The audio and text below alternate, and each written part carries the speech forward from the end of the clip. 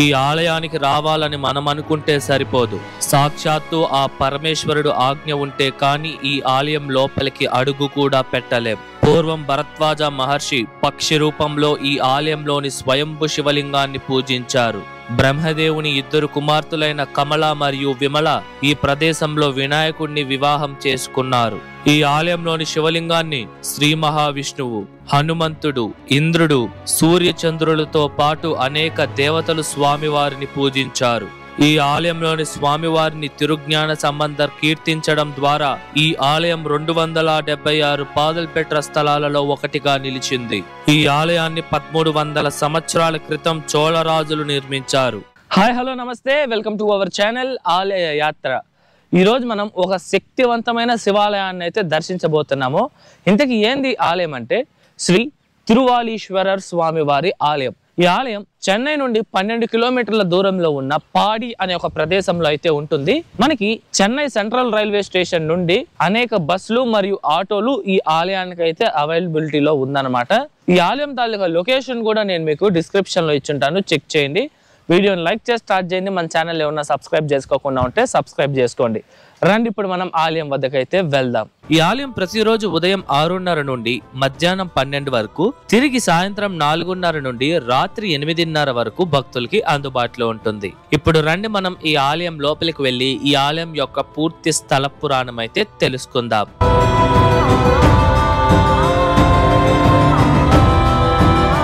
పూర్వం మహాభారతంలో ఉన్న ద్రోణాచార్యుల వారి తండ్రైన భరద్వాజ మహర్షి కొన్ని కారణాల వల్ల ఒకరు ఆయనని శపించారు. ఆ శాపం వలన భరద్వాజ మహర్షి ఒక పక్షి రూపంగా మారారు. ఈ శాపం నుండి విముక్తి పొందడం కోసం అనేక శివాలయాలను దర్శించి స్వామివారిని పూజించేవారు. అలా ఎన్నో శివాలయాలను దర్శించిన భరద్వాజ మహర్షి చివరికి ఈ ప్రదేశానికి వచ్చి ఒక చిన్న బావిని సృష్టించారు. ఆ తీర్థంలో స్నానం చేసి ఆ సమయంలో ఇక్కడ స్వయంభుగా వెలిసి ఉన్న ఈ శివలింగాన్ని పూజించి ఆ శాపం నుండి విముక్తి పొందారు. అలాగే భరద్వాజ మహర్షి తండ్రైన బృహస్పతి తన అన్న భార్య అయిన మేనక విధించిన శాపానికి గురయ్యాడు. అప్పుడు బృహస్పతి వారు మార్కండేయ మహర్షి సలహా మేరకు ఈ ప్రాంతానికి వచ్చి ఈ ఆలయ తీర్థంలో స్నానం చేసి ఈ ఆలయంలోని శివలింగాన్ని ఆరాధించి ఆ శాపం నుండి విముక్తి పొందారు.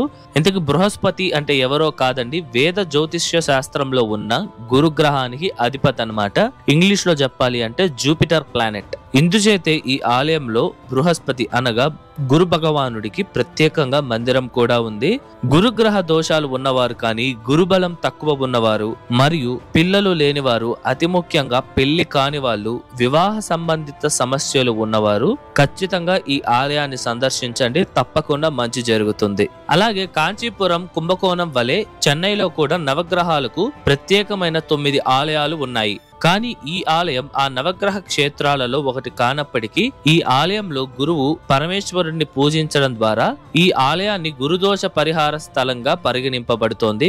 ఈ ఆలయంలోని మరొక పురాణం ప్రకారం పూర్వం బ్రహ్మదేవుడు సరస్వతీదేవి కోరిక మేరకు కమల మరియు విమల అనే ఆడపిల్లలకు ప్రాణం పోసి వారిని అల్లరి ముద్దుగా పెంచారు. అలా వారు పెరిగి పెద్దయిన తరువాత మహాశివుడిని వివాహం చేసుకోవాలని కోరుకుంటారు. అప్పుడు బ్రహ్మదేవుడు వారి కోరిక నెరవేరడం చాలా కష్టమని తెలుసుకొని వారిని పాలేరు అనే నది ఒడ్డున శివుణ్ణి పూజించమని ఆదేశించారు.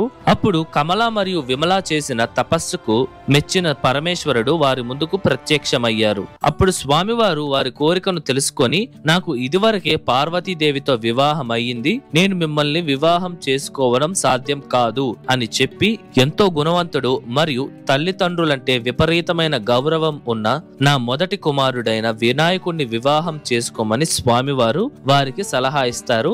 అప్పుడే గజముఖాసురుడిని సంహరించి వచ్చిన వినాయకుడు తన తండ్రి ఆదేశం మేరకు ఈ ప్రదేశంలోనే కమల మరియు విమలను వివాహం చేసుకున్నారు. వినాయకుడి భార్యలైన కమల మరియు విమలను సిద్ధి మరియు బుద్ధి అనే పేర్లతో కూడా పిలుస్తారు.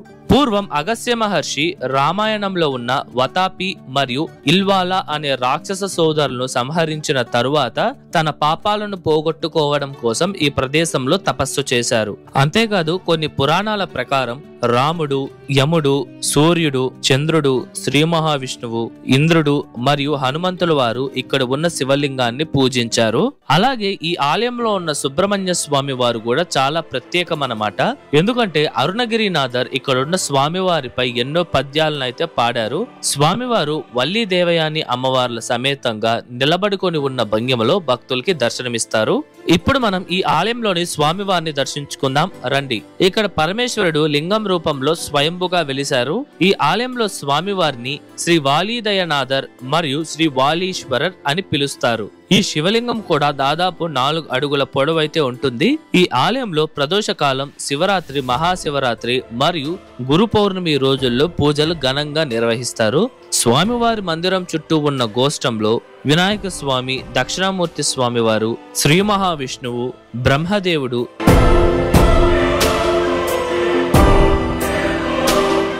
మరియు దుర్గామాత మనకి దర్శనమిస్తారు.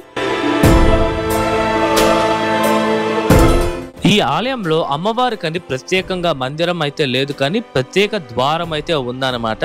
మనం స్వామివారిని దర్శించుకోవడానికి లోపలికి వెళుతూ ఉండంగానే మొదట మనకి కుడివైపున అమ్మవారు అయితే దర్శనమిస్తారు. ఇప్పుడు మీరు చూస్తోంది వచ్చేసి అమ్మవారిని దర్శించుకోవడానికి వెళ్లే ద్వారం. ఈ ఆలయంలో అమ్మవారిని జగదాంబిగై అని పిలుస్తారు.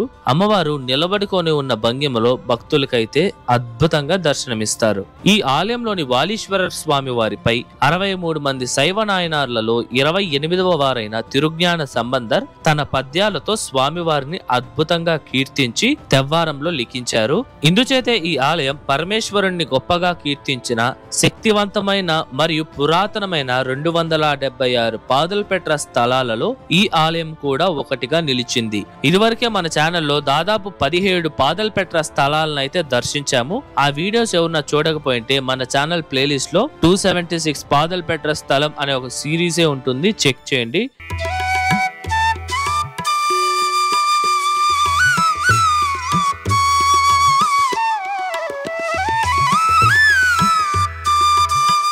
ఇప్పుడు మనం ఈ ఆలయం యొక్క పూర్తి నిర్మాణ చరిత్రను తెలుసుకుందాం. కొంతమంది చరిత్రకారులు చెప్పిన దాని ప్రకారం ఈ ఆలయాన్ని 6 నుండి 7వ శతాబ్దంలో ఇటుక రాతితో నిర్మించారు. తరువాత 12 మరియు 13వ శతాబ్దపు కాలంలో ఈ ఆలయాన్ని చోళరాజులు పూర్తిగా రాతితో నిర్మించారు. ఈ ఆలయంలో ప్రస్తుతం ఉన్న శిల్పాలన్నీ దాదాపు 1100 నుండి 1200 సంవత్సరాల క్రితం నాటి చోళ శైలి శిల్పాలన్నమాట. ఈ ఆలయం మొదట్లోనే 3 అంతస్తుల ప్రధాన రాజగోపురం అయితే ఉంటుంది. ఈ గోపురంపై అద్భుతమైన శిల్పకళా నైపుణ్యం ఉండే శిల్పాలను మనం చూడవచ్చు. ఈ గోపురం కూడా చాలా కలర్ఫుల్ గా అయితే ఉంటుందన్నమాట. మనం ఆలయం లోపలికి రాగానే బలిపీఠం, ధ్వజస్తంభం మరియు అద్భుతమైన నంది మండపం అయితే ఉంటుంది. స్వామివారి మందిరం విమానాన్ని గజభ్రిష్ట విమానం అని పిలుస్తారు. ఇది చూడడానికి ఏనుగు యొక్క వెనక భాగం లాగే ఉంటుంది. అలాగే ఇక్కడ గురు భగవానుడికి, వినాయకుడికి, సుబ్రహ్మణ్య స్వామి వారికి కూడా ప్రత్యేక మందిరాలు అయితే ఉన్నాయి. ఈ ఆలయం దాదాపు 1 ఎకరా విస్తీర్ణతలో చాలా బ్రహ్మాండంగా ఉంటుంది.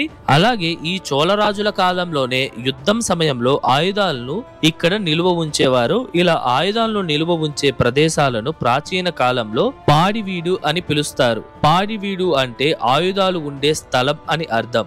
ఇందుచేతే ఈ ప్రదేశాన్ని పాడి అని పిలుస్తారు. కానీ చోళరాజుల కన్నా ముందు ఉండే కాలంలో ఈ ప్రదేశాన్ని తిరువాలీదయం అని పిలిచేవారు. ఈ ఆలయానికి భారద్వాజ మహర్షి పక్షి రూపంలో వచ్చారనేమో. ఇక్కడ కొన్ని వందల సంఖ్యలో పక్షులైతే ఉన్నాయి. చాలా మంది నమ్మకం ప్రకారం మహర్షులు, సిద్ధులు ఇలా పక్షి రూపాల్లో వస్తారని వాళ్ళు భావిస్తారు. ఎందుకని ఈ ఆలయానికి వచ్చిన భక్తులందరూ ఈ పక్షులకి పప్పులను, దానిపు గింజలను తెచ్చి మేతగా వేస్తారు. అవి తినడం ద్వారా సాక్షాత్తు ఆ మహర్షులు తిన్నట్లని వాళ్ళు భావిస్తారన్నమాట.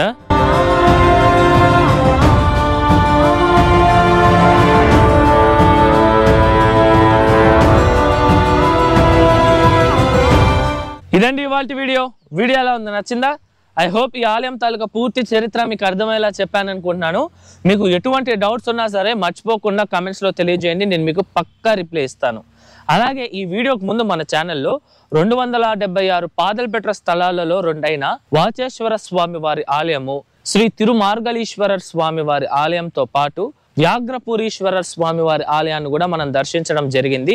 ఈ 3 వీడియోస్ తాలూకు లింక్స్ నేను మీకు డిస్క్రిప్షన్ లో ఇచ్చుంటాను, చెక్ చేయండి.